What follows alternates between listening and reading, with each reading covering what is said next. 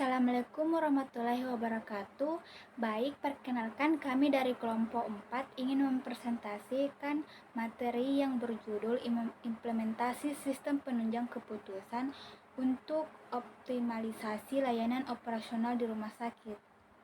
Sebelum presentasi dimulai, izinkan saya untuk memperkenalkan anggota kami. Yang pertama, Dwi Wahyuni, yang kedua Maimunul Irsyad, yang ketiga Adelia Utami Putri, dan yang terakhir saya sendiri yaitu Nur Syafitri.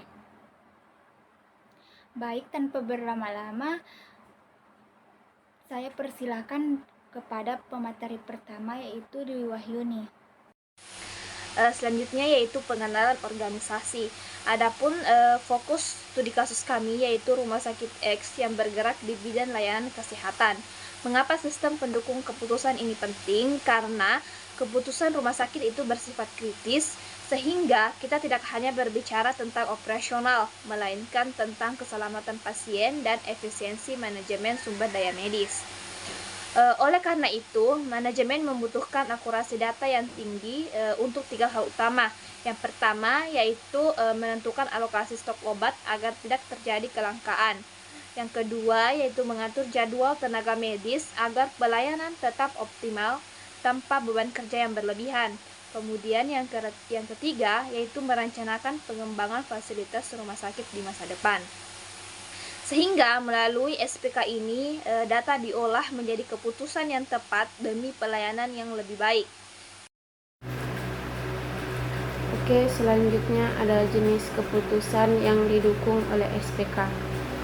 Yang pertama, keputusan terstruktur adalah pengolahan yang stok obat dan alat kesehatan atau otomatisasi reorder point saat stok menipis. Yang kedua, ada keputusan semi struktur, di mana penjadwalan shift perawat dan dokter spesialis berdasarkan fluktuasi jumlah pasien.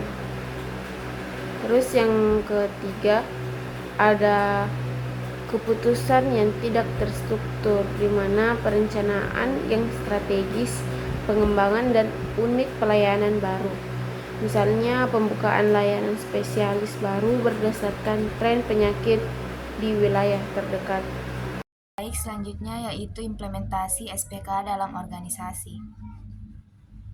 Yang pertama yaitu cara kerja sistem, yaitu integrasi data dari sistem informasi manajemen rumah sakit ke dalam dashboard analitik.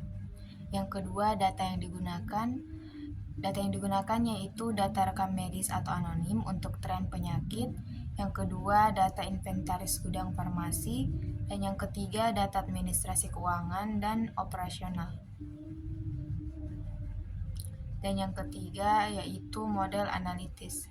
Yang pertama ada deskriptif, visualisasi okupansi tempat tidur atau bed occupancy ratio. Yang kedua ada prediktif, menggunakan algoritma seperti KNN atau regression untuk memprediksi lonjakan pasien di musim tertentu agar persiapan logistik lebih matang. Kesimpulan dari kelompok kami yang pertama itu efektivitas. SPK membantu manajemen rumah sakit mengurangi waktu tunggu pasien dari meminimalkan kesalahan manusia dalam perencanaan logistik.